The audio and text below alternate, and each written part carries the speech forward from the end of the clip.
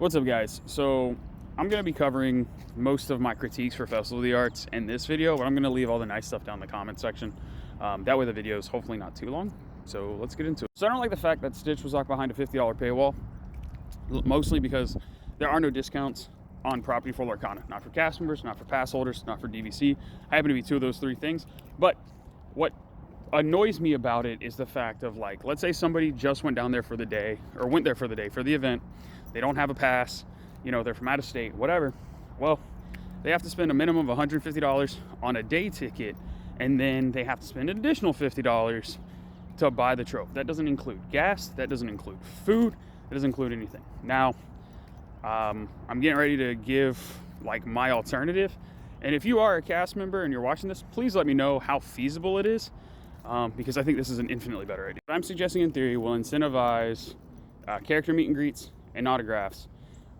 What you do is you print on a page what characters are going to be in the park throughout the course of the event. Has to be all 35 days. And, you know, you make it that they need one signature, two signatures. And you can scale it however you want, but this incentivizes people to stay in the parks longer, to, you know, maybe buy more drinks, buy more food. You could throw it in a clause that, like, the character either has to sign like one of their cards. So for example, like Belle has to sign a Belle card, or she has to sign a card with her in it. So for example, the song Never As Before, it's like her and Beast dancing at the end of the movie. Belle could sign that card. And then at the end of the line, there's a cast member or cast members, two of them, with like a specific stamp that the book gets stamped. That way, you know, little Timmy's dad can't go, oh, we can just cheese the system, we can step off to the side, and we can, you know, take care of it ourselves and skip the lines.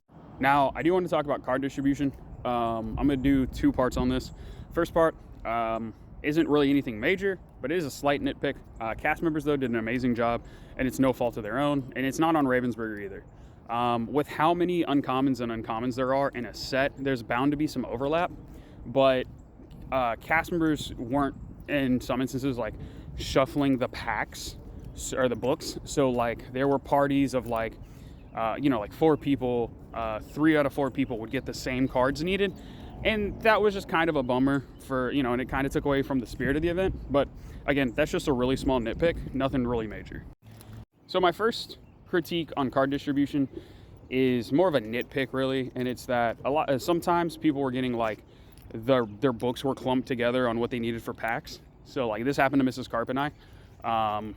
And it was kind of took away from the event. Now, granted, we were just there to get our stuff and leave, so it benefited us. But like, you know, a family of 4 who were trying to spend all day in the park, and we're like, hey, what's this Lorcana thing? To get 3 out of the 4 packs, that, you know, I could understand how that's kind of a bummer. But given how many commons and uncommons come in a set, there was bound to be some overlap. Now, my next issue with distribution was it was completely honor system based. There was no way to verify that you'd been through more than once. Now, I'm going to be honest with you guys, I went through more than once. I think every time I was there, because we wanted Mrs. Scarp to get her playset opening weekend because we didn't know if we were going to be able to come back. And then we ended up going a few more times, and we didn't abuse the system every time. But I did get some, you know, one trip I got some cards for some friends who couldn't make the event. I finished out my playset. So would I have been able to do this if they had like a ticket system in place where like you scan your pass for the day?